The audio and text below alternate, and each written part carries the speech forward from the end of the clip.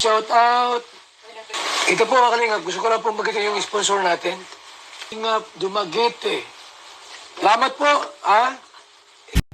Hello po sa lahat, magandang umaga, magandang tanghali, magandang gabi, saan man kayo naruroon. Sana nasa mabuting kalagayan po kayong lahat. So ito po, re-reaction po tayo tungkol kay Rachel at kay Roel.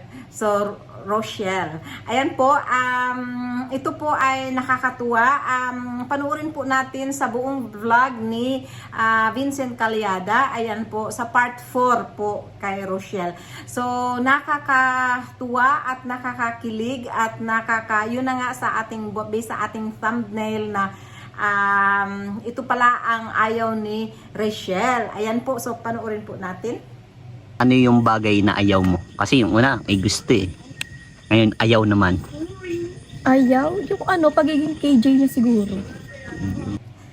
So, ayun po ang sabi ni Rachel na KJ daw si Roel. Ayan. So, nakakatuwa din. Pero, buong video ay sobrang nakakahanga po.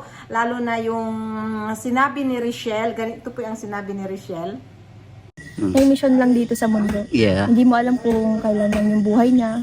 Kaya, hanggat nandyan siya, ipaparamdam ko kung gaano siya kahalaga sa akin, kung gaano ko siya kamahal. O diba? So tama nga po siya hanggat nandito pa tayo kasi hindi natin alam ang panahon, hindi natin alam ang buhay kung paano tayo dito sa mundo.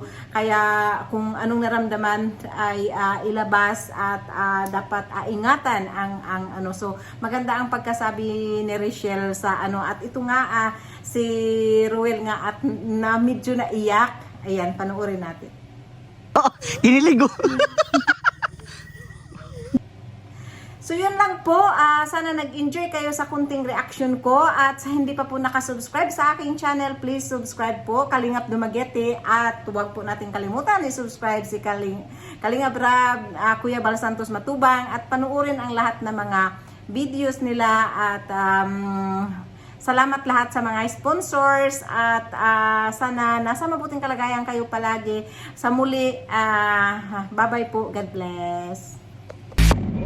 Kalingap Dumaguete, Kalingap Dumaguete. May baka may Kalingap Davao dyan.